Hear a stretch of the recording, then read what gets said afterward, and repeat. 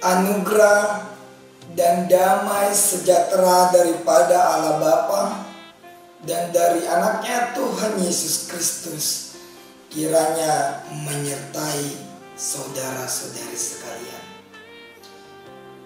Shalom bagi kita semua, terlebih para penonton Sapa. Pada hari ini kembali saya ingin menyampaikan firman Tuhan, di mana yang tertulis saat ini pada kitab Amsal 20 ayatnya yang ke-18. Saya akan membacakannya bagi kita semua. Demikianlah firman Tuhan. Rancangan terlaksana oleh pertimbangan, sebab itu berperanglah dengan siasat. Saudara-saudari yang terkasih dalam nama Tuhan Yesus Kristus, ketika kita masih mengingat khotbah saya minggu lalu, di mana topik pembahasan kita bagaimana seseorang atau umat Allah memperoleh hikmat daripada Tuhan. Seseorang yang berhikmat, dia akan kuat untuk menjalani sebuah proses dalam kehidupannya. Lalu bagaimana setiap orang berhikmat untuk bertindak, berhati-hati, mengatakan sesuatu hal. Itu sebabnya saya selalu mengatakan bagaimana setiap orang itu menjaga perasaan orang lain. Nah, itu makanya saya pernah mengatakan di dalam renungan atau khotbah saya tentang yang mengatakan mulutmu adalah harimaumu. Artinya Bapak Ibu sekalian, ketika kita salah menempatkan perkataan, salah bertindak, itu bisa saja menjadi mara bahaya bagi kita sendiri, celaka bagi kita sendiri. Tetapi bagaimana ketika seseorang yang memiliki hikmat itu mampu merencanakan segala sesuatu dengan pertimbangkan. Dia menimbangkan segala sesuatu untuk bertindak. Dia berpikir dahulu dan dia bisa mendengarkan ide-ide pendapat orang lain. Ini dia Bapak Ibu sekalian yang susah dimiliki oleh setiap orang. Bagaimana kita sulit untuk menerima ide daripada orang lain. Kita sangat sulit menerima pendapat dari orang lain. Tetapi yang ingin saya katakan, marilah kita belajar untuk menerima pendapat orang lain, tanggapan orang lain. Dan kita jangan pernah mengandalkan kekuatan kita sendiri. Saudara-saudara yang terkasih dalam nama Tuhan Yesus Kristus, kita bukanlah manusia atau makhluk individual. Tetapi kita adalah makhluk sosial, di mana kita membutuhkan orang lain. Karakter orang itu berbeda-beda.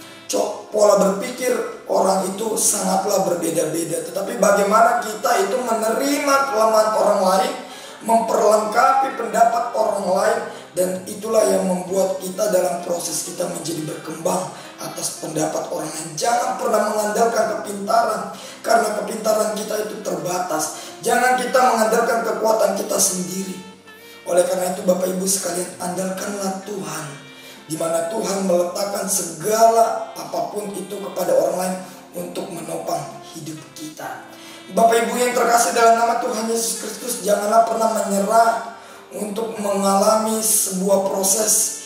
Itu sebabnya kita dikuatkan melalui lagu, ketika kita mengingat lagu yang liriknya mengatakan Tuhan tak pernah janji langit itu selalu biru, tetapi Dia berjanji selalu menyertai. Tuhan tak pernah janji jalan selalu rata, tetapi Dia berjanji berikan kekuatan.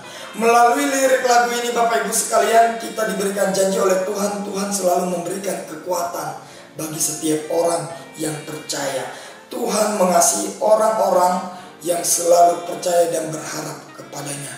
Oleh karena itu jangan pernah mengandalkan pikiran kita. Hikmat itu tidak lahir secara kita turun ke dunia ini, kita lahir di dunia ini, kita langsung mendapatkan kepintaran.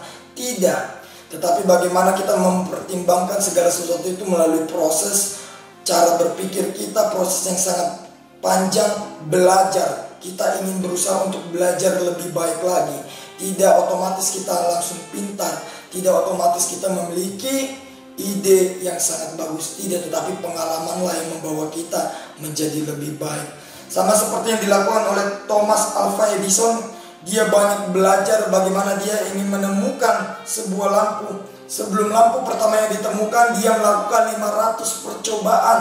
Berkali-kali dia ratusan melakukan percobaan tetapi gagal dan gagal. Tetapi proses membentuk dia menjadi seorang yang sukses. Proses membentuk dia menjadi seorang yang berhasil dan sejarah yang akan dikenang sampai kapanpun. Itulah yang saya ingin katakan, bagaimana kita mempertimbangkan segala sesuatu itu di dalam proses. Siap berperang, jangan langsung menyerah. Dan inilah yang terakhir yang ingin saya sampaikan melalui nas ini, bagaimana kita itu mampu berperang dengan siasat. Melalui proses kita berpikir, apa siasat yang ingin saya lakukan. Jangan terpengaruh oleh sifat-sifat orang lain. Jangan terpengaruh oleh ajakan buruk orang lain. Tetapi bangunlah jati dirimu masing-masing, jati diriku, jati diri kita masing-masing. Bagaimana kita mengatur siasat dengan nama Tuhan. Itu sebabnya Amsal ini menyinggung melihat bahwa Tuhan menciptakan manusia yang mampu berencana dan mempertimbangkan rencana itu dengan baik, mempertimbangkan segala sesuatu hal dengan baik, berhati-hati, berjaga-jaga, dan itulah kunci kesuksesan.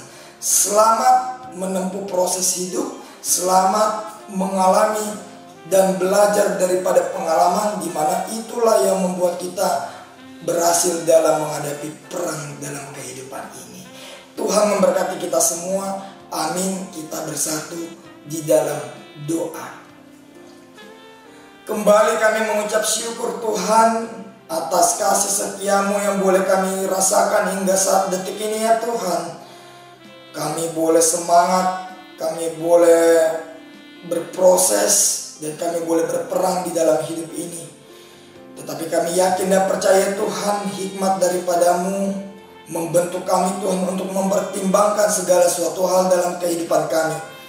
Bentuklah kami menjadi pribadi Tuhan yang mampu bersabar di dalam proses kehidupan, yang mampu bersabar Tuhan untuk menjalani perang di dalam kehidupan ini Tuhan, sehingga kami boleh mendapatkan kemerdekaan, keberhasilan Tuhan sesuai dengan rancangan-Mu. Bapa yang baik, di tengah-tengah masa pandemi ini Tuhan, kami yakin dan percaya Engkau selalu memberikan segala suatu hal yang baik kepada kami. Tetapi kami tidak luput dari dosa Tuhan. Kami mengaku segala dosa dan kesalahan kami. Tapi kami yakin dan percaya Engkau menghapuskan dosa-dosa kami, agar kami semakin layak menerima berkat-Mu. Terimalah doa dan permohonan kami hanya di dalam anak-Mu Tuhan Yesus Kristus. Kami berdoa dan mengucap syukur. Amin.